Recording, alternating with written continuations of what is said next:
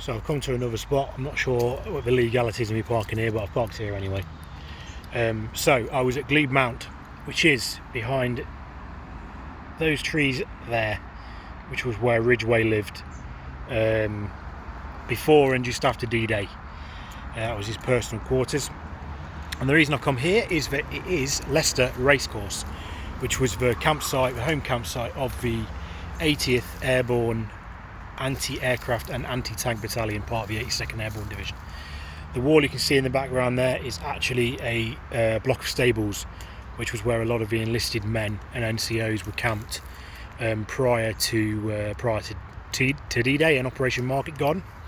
So at this point, 76 years ago, they wouldn't actually have been here. They'd have been at their embarkation airfields preparing for Operation Market Garden.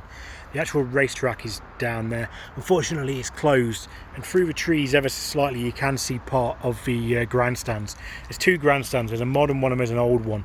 The old one was also used for housing some of the enlisted men underneath the seats, underneath the bench seats, or the bleachers, as my American viewers might know them. In fact, Ray Ferry, who was quite a prominent guy in terms of attending association reunions and visiting his former battlefields, was underneath a bleacher of the main grandstand at the racecourse. There's also more stable blocks. Oh, my finger! There's also more stables there, which were also used to house the men. The main Leicester Road, which is where that nice noisy motorbike is. Roundabout wasn't here at the time. It used to just run straight up in that direction. If you follow the road up there where those cars are going, Leicester Road, it takes you to Victoria Park and De Montfort Hall in Leicester. De Montfort Hall, where the division hosted a number of dances, including one where Glenn Miller's band played. And along that road was the 325th Glider Infantry Regiment's headquarters building, where Colonel Harry Lewis and later Colonel Billingsley lived. That was separate to their camp. Their camp was actually at Scraptoft, about 2 or 3 miles away.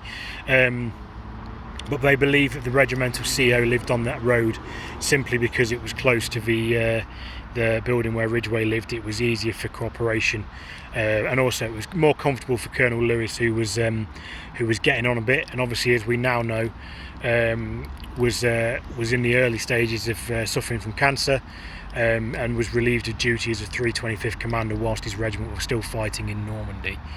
If you go along that way along Leicester Road, you get into Oadby proper. I would take you down there now, but it would be very busy. And not only that, but the building that I want to talk about is no longer there. On one of the side streets in Oadby itself, nearly fell over an apple.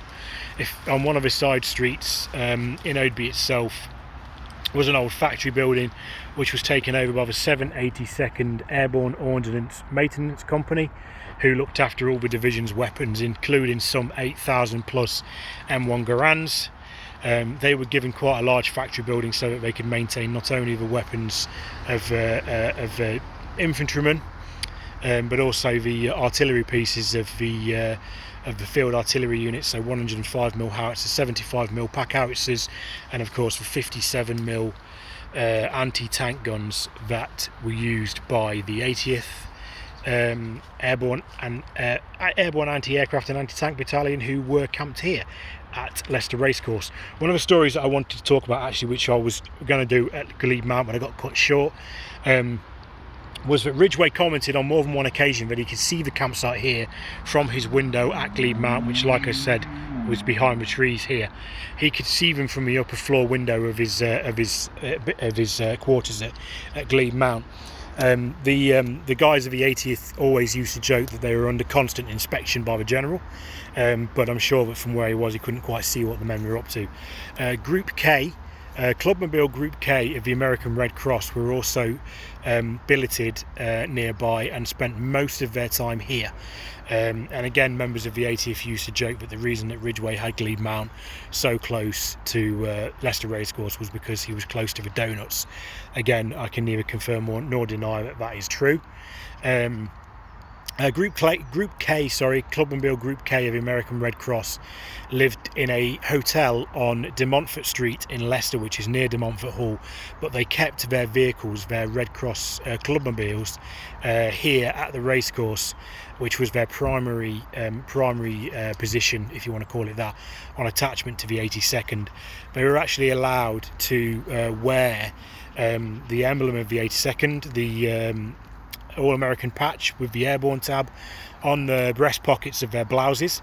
They were officially deemed members of the division, and of course they were a sight for sore eyes for many of the guys within the 82nd before and after their combat in Normandy.